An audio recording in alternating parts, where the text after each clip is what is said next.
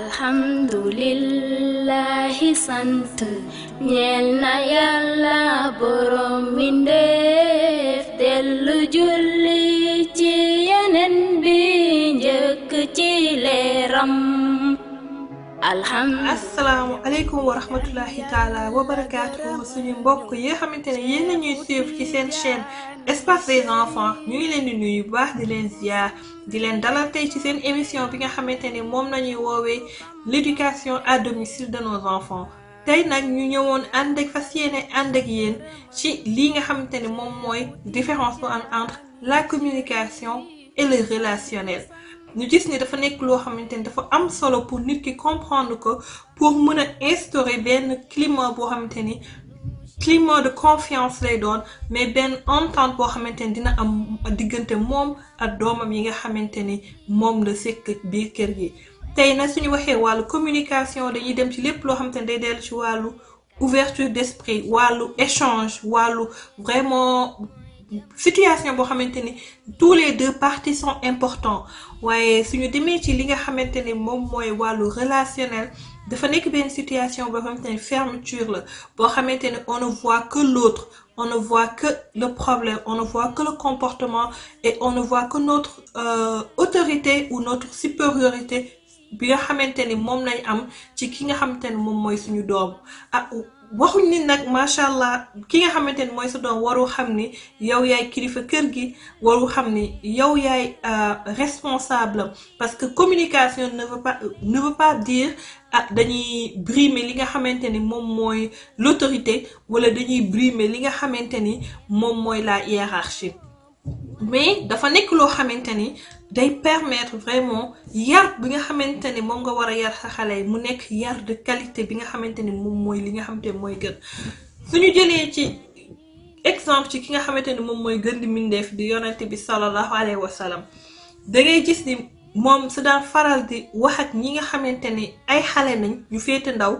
da daan jël samp ay tankam ci suuf ba tollok ñom sogu na waxtaan ak ñom machallah sogu na échangeante ak ñom ay cadre lool par exemple c'est ben signe la bo xamanteni dañ koy délo ci walu communication parce que xalé bi nga xamanteni mom ngay waxal moment bi nga xamanteni def na dara wala moment bi nga xamanteni nek ngeen devant une situation nga bëgg communiquer ak mom sëkku bobu ngay sëkku wala sëgg bobu ngay sëgg ba tollok mom ni wax ak mom ci la xalé bi di gëna dégg cadeau yi nga xamanteni mom nga nek machallah di échangeante ak mom waye su féké par exemple comme niñ koy faral di défé machallah sa yu wax ak xalé bi mom mu nek ben niveau d'infériorité taxaw ci suuf ñu nga tim ko taxaw di wax ak mom surtout féké lo xamanteni de ay yedd la yoké wala ay conseil wala situation bo xamanteni def na dara su boba xalé bi dina la déglu mais peut-être mën nañ ni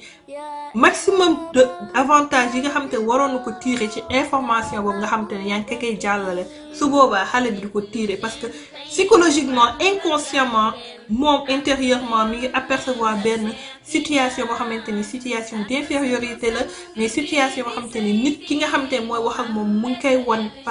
machallah pouvoir bi nga xamanteni am nako ci mom ak diko appliquer ci mom donc muy len lo xamanteni dafa am solo parce que communication lépp lo xamanteni mi ngi xew dafa am day tax xalé bi ak parent bi vraiment ñu nek ay xarit nek ay complice ba nga xamanteni yow li nga mënon am ci xalé bi ba xam par exemple sax lépp li nga xamanteni mom mu ngi ci jëngu suba ngoon guddeeg bëccëg pour nga gëna mën am orientation bu ko mëna éducation soy doxal communication sa digënté ak say doom ci gëna mëna am lo ko soy doxal relationnel parce que relationnel souvent parents yi nga xamanteni dañ koy imposer dañuy faral di ci seen doom lépp lu ñuy def dañuy dem sax ba di leen wax loo xamanteni du dëgg dañuy préférer suñu défé parce que ñi ngi tiit reproche bi nga xamanteni mom nañ leen di def suñu eggé ñi ngi tiit vraiment comportement reprochable yi nga xamanteni machallah def nañ ko wala problème bi nga xamanteni dina lay ci fekk wala histoire bi nga xamanteni dund nañ ko lo yépp ñu ngi kay xalaat ba nga xamanteni tay ji tay so ñëwoon bëggon wax ak mom ci benn fee sax xalé bi mën na la rapporter ay propos yo xamanteni déméwul non uniquement pour se protéger parce que du gis ni ki nga xamanteni mom lay waxal échange amna sen digënté donc dafa important xalé bi lépp lo xamanteni dañ koy jëflante ak mom ci walu dundam mu delu ci walu communication delu ci walu échange delu ci nga koy won tout le temps que vraiment tu te mets à son niveau pour le comprendre, mais tu ne te rabaisses pas pour que mu fàtte ni yow quand même après tout yow yaay waajuram que après tout yow yaay kilifaam. C'est deux choses vraiment complètement différentes. Donc loolu day dellu ci par exemple dañuy dugg ci li nga xamante ni mooy dóor yu ñuy dóor xale yi nga xamante ne xale mën nga ko yar ba pare te sa loxo du ko laal suñu jëlee yenn technique yi nga xamante ni macha allah ay technique la par exemple xale bi su defee dara woo ko wax ak moom bu ko tiim di ko yuuxu di ko gëdd du la mës a déglu dina la dégloo xel mais est-ce que mi ngi lay dégloo réellement nu mu la waroon dégloo c'est ça la question et est-ce que mi ngi ciy tirer leçon ba nga xamante ni ëllëg du ko defaat mais xale bi su nga xamante ni def na dara mieux vaut nga woo ko c'est important moment bu ñuy wax ak xale yi ñu nekk à leur niveau c'est très important sooy sëgg wala nga toogal ko toog ngeen jàkkaarloo wala nga samp sax sa tànk ci suuf du loo xamante ne dangay wàcce sa bopp loo xamante ne pour xale bi mën la dégg parce que danaa kii muy waxal nii ñoom ñoo instant bi ñoom ñoo jàkkaarloo dafa nekk loo xamante ne ci psychologie dafa important ci psychologie xale bi loolu buñ koy fàtte soo waxee ak moom ci conditions yi xëy na xale bi mën na la déglu mais su fekkee dafa nekk koo xamante ne du dégluwu la y a différentes techniques yoo xamante ne waajur bi mën na ko mettre en place te loxoom du laal xale bi suñ jëlee ki nga xamante ne moom mooy suñu royukaay ñun ñëpp encore mi Seydina Muhammad sallallahu alayhi wa sallam musul dóor xale ci dundam musuñ ko gis fu mu yëkkatee loxoom dóor xale wala dóor jigéen wala dóoraate sax en quelque sorte dans la vie de tous les jours mais surtout dóor xale donc xale bi nga xamante ne def na dara première fois bi nga wax ak moom échangeante ak moom créer benn relation de communication entre moom di foo ak moom di waxtaan ak moom di ko déglu surtout di ko déglu xale yi dañuy am esprit critique ils ont toujours tendance à vouloir comprendre à vouloir savoir li nga xamante ni moom moo leen entouré mais am nañ des fois benn culture boo xamante ne dañ xale du poser question lu bari wala xale dafa war a xam lu muy wax et tout ça yooyu yëpp alors que xale bi nga xamante ni moom ndeysaan ñëw na poser les questions nga jël sa temps expliquer ko di échanger avec moom mu comprendre environnement bi nga xamante quelle que soit la question nag il y a toujours des techniques de réponse yoo xamante ni quelle que soit question bu la xale bi mën a poser di nga ko war a mën a échanger avec moom expliquer ko ba mu comprendre pour mën a créer benn situation de complicité sa diggante mais pas xale bi ñëw rek nga déjà tëj gémmiñam et tout ça ne ko xale du wax lool wala xale du laaj lool wala non loolu tolloogoo ci wala genre yooyu xale bi quel que soit niveau d'âge bu mu am on doit toujours trouver les moyens vraiment de pouvoir communiquer avec l'enfant mais aussi su fekkee xale bi def na dara nga utiliser technique de boo xamante da ngay ñëw waxtaan ak moom et tout ça à son niveau te comprendre prochaine fois il y a des choses yoo xamante ne mën nga ko appliquer comme punition te du jar sa loxo di jël di laal xale bi benn ci loolu mooy par exemple xale bi mën nga ko jël ne ko su fekkoon dafa nekk yeneen mën a xam nga séparer ko ak ñeneen ne ko demal toog ci benn coin xamal ko benn coin boo xamante ni su defee dara te du yoon coin boobu nga koy teg soo ko tegee coin boobu mën nga commencer de manière graduelle nga teg ko foofu noonu pendant 5 minutes su tegee 5 minutes ba pare avant ngay wax ak moom sax ne ko demal nga toog fee 5 minutes su tewee ba teg 5 minutes ba pare nga woo ko ne ko xam nga lu tax nga teg fa toog fële fekkee nag xam na lu tax mu toog fële ba mu wax la ko nga ne ko waa kañ maa ngi lay bàyyi nga dem bu ko répété waat su ko répété nga yokk nombre de minutes bi di def ak noonu xale bi le fait que déjà muy nekk moom kese dans un coin et tout ça ça fait réfléchir mais aussi du ko neex ce qui fait que moom sa conscience va jouer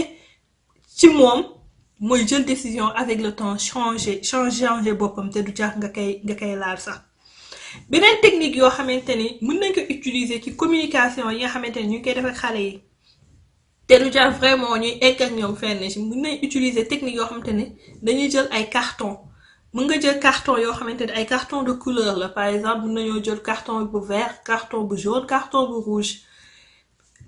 le fait que xale bi su defee benn acte boo xamante ni du acte bu baax wala loo xamante ni loo koy tere la nga ne ko nga génne ko tey am nga carton bu rouge xamal ko ni carton bu rouge bi mu jot nii nekkul lu baax dafay wane ni moom nekkul nit koo xamante ni tey appliqué na ay comportement yu baax même su fekkee ku waaju bu góor bi la mu ne ko par exemple sa yaay su ñëwee dinaa ko won te xam nga ni sa yaay du kontaan ci yow su fekkee waaju bu jigéen bi tamit même chose mu ne ko sa papa su ñëwee dinaa ko won ni tey jii nii carton bu rouge nga am maanaam donc tey tu ne t'es pas bien comporté dans la journée li nga xamante ni tere nañ la ko yëpp respecté woo ko su fekkee tere bi xaw na ko appliquer à moyen nga jox ko carton bu jaune ne ko tey carton bu jaune nga am su fekkee nag lépp li nga xamante ne mooy yar bi nga koy yar condition yi nga koy wax ak li nga xamante ne moom nga koy expliquer mi ngi doxee noonu ci bis bi yëpp à la fin mën nga ko jox benn carton bu vert ne ko tey moom vraiment kontaan naa ci yow te sa papa su ñëwee wala sa yaay su ñëwee dina kontaan ci yow parce que tey moom tu as respecté règles yi nga xamante ne yëpp teg nañ ko et tout ça donc communiquer avec l'enfant avec des moyens avec des actions avec des matériels mais aussi vraiment toujours moon ko ni tu es ouvert nekkoo fi rek pour mu wane benn autorité ci moom nekkoo fi rek parce que da ci fermé wu ci toutes sortes de communication avec moom pour wane le relationnel wan ko ni yow yaay waajura wala yow yaa war a wax mu dégg yow yaa war a jëf et tout ça nga war ko tere mu bàyyi comme si c'est quelque chose boo xamante ne c'est automatique et des fois l'automatisme ça marche pas avec tous les enfants donc mieux vaut à chaque fois utiliser la communication di échanger ak xale bi ubbil ko sa bopp ba nga xamante ni lépp loo bëgg ci moom di nga ko mën a am te nga xamante ni doo réeroog lenn ak sa ki nga xamante ni moom mooy sa njaboot mais aussi am na benn point boo xamante ne macha allah dinañ ko indi lépp di jàmm ci wàllu communication xam nga dañ ne technologie dañ ko créer woon pour faciliter la communication malheureusement on a remarqué que technologie dafa yàq plus la communication qu'avant parce que avant da nga daan dugg ci kër boo xamante ni nit ñi dañ daan am temps toog waxtaan mais léegi da ngay dugg ci kër boo xamante ni da ngay gis ku nekk yaa ngi sëgg ci sa tablette wala sa ordinateur kenn talatu sa morom loolu c'est très important tamit dès le bas âge nekk nañ ci jamono joo xamante ni mënuñoo tere xale yi ne leen peut-être doo leen am portable tant que amoo leen 18 ans âge adulte wala mënoo leen am iPad sur ci yenn âge yi pour jouer et tout ça mënuñ leen ko tere mais on doit les apprendre des manières yoo xamante ne à limiter les trucs c'est pas normal xale nekk ci iPadam ba parent am su ko soxlaa quel que soit l'âge si l'enfant commence à comprendre et majoritairement on se dit à partir de l'âge de 3 ans l'enfant comprend tout donc à partir de l'âge de 3 ans c'est pas normal parent soxla doomam et tout ça wuyoo ko parce que mi ngi nekk ci jëwam ci iPadam loolu c'est quelque chose à rompre dès le début vraiment mettre ay conditions mettre ay règles avec des matériels avec des outils ba nga xamante ne xale bi dina comprendre lii war na ko def lii waru ko def lii heure bi la ko war a def lii heure bi te du jaar sax ngay jël benn autorité di ko imposer wala dara di ko imposer mais loolu moom c'est très important parce que yàq na jamonoy tey yàq na kër tey communication bi nga xamante ni moom moo waroon am ci parents yi tey ji amatul ndax technologie parents yi amuñ jot déjà moment bi ñuy retrouver wu ñoom ñu ngi seen priorité yi xale yi ñu ngi seen iPad yi dem na ba xale yi tàmm nañ ko ba xale yi da ngay dugg ci kër yu bari gis xale yi seen parents yi woo leen duñu wuyu parce que quoi ñu ngi seen iPad loolu ëllëg moom mooy dem ba xale bi di tenir tête parents wam yi di ko faire face sur d'autres situations yoo xamante ne nekk woon ci iPad parce que yàq ko tàmmal ba mu nekkee xale commencé loolu danga ko tàmmal defaloo ko ay règles defal ko ay barrières defal ko calendrier ak emploi du temps wax que ni heure bi ba heure bi lii la heure bi ba heure bi lii la mais su leen arrivé malgré heure boobu nii ak ni nga war doxale il faut qu'on explique tout aux enfants parce que suñu leen expliquer rek dinañ comprendre mais il faut pas qu'on les impose bu situation bi egsi nga bëgg ko yuux wala nga bëgg ko dóor alors que avant ba muy commencer expliquer woo ko li nga xamante ne mi ngi koy commencer lan mooy conditions yi lan mooy règles yi ak nan la ci war a duggee ak nan la ko war a jëfee macha allah donc loolu dafa nekk vraiment lu essentiel leneen li nga xamante ne tam dafa important te vraiment important ci environnement xale bi mooy le cercle familial gis nañ ni instant bi vraiment àdduna bi demee na noo xamante ne la majeure partie léegi jigéen ñi dañuy liggéey macha allah góor ñi tamit dañuy liggéey ce qui fait que xale yi duñu am temps bu bari boo xamante ni macha allah dañ koy rester ensemble ak seen parents yi toog mais c'est très important ci psychologie xale bi ci développement wam mais aussi da ngay gis xale yi nga xamante ne am nañ loolu dañuy nekk plus à l'aise dañuy nekk intérieurement dañuy gën a heureux dañuy vraiment dans leur conscience et tout ça dañuy gën a vraiment libéré wu et c'est plus facile avec eux-mêmes d'affronter le monde te loolu lu koy permettre mooy vraiment ñu gis ni il y a vraiment cet environnement familial chez eux. Dafa important même sur des 30 minutes par jour mu nekk benn rencontre boo xamante ni rencontre familiale lay doon ci kër gi. Parce que dem na ba nga xamante ni dem na moment ba nga xamante ni balaa parents des fois parents yi balaa ñuy wàcc xale bi lekk na balaa muy yeewu di balaa muy xale bi di yeewu parent bi liggéey na. Donc c'est tellement difficile et tout ça, malgré ça il faut créer cet environnement su mënta am chaque jour au moins benn yoon ci dimanche bi mën na nekk brunch boo xamante ni da ngeen koy def maanaam toog ensemble def peut-être benn petit déjeuner boo xamante ni bokkut ak par exemple chaque jour ni ngeen defee seen petit déjeuner nga xamante ni di ngeen di togg ensemble nekkandoo ensemble lekkandoo ensemble waxtaan boo xamante ni peut-être na nekk benn 2 heures de temps boo xamante ni famille bi dinañ ko am ensemble et tout ça wala ñoom ñu ànd mën nañ wax wala ñu ànd à la plage et tout ça wala ñu ànd ci parc et tout ça tous ensemble toute la famille ensemble. Donc loolu suñ ko mënta am ci biir kër gi chaque jour ñu koy def benn 30 minutes à 1 heure de temps xam te ne papa yaay ak doom yëpp dañuy toggandoo lekkandoo waxtaanandoo suñ ko mënul am tamit benn yoon ci bis bi minimum benn yoon ci semaine bi créer circonstance boo xamante ni di leen permettre ñu mën ci arriver wu ça devient essentiel loolu dafa important pour vraiment encadrement xale bi mais dafa important pour psychologie xale bi mais dafa important pour la confiance même que xale bi nga xamante ni dina ko développer ci moom. Donc loolu nañ leen indiloon tey vraiment ci lépp luy jëm ci wàllu communication avec l'enfant entre différence entre relationnel ak li nga xamante ni moom mooy wàllu communication di leen nuyu bu baax di leen ziar di leen jox rendez-vous ci suñu prochaine émission yi incha allah. alhamdulillahi sant ñeel na Yàlla borom mbindeef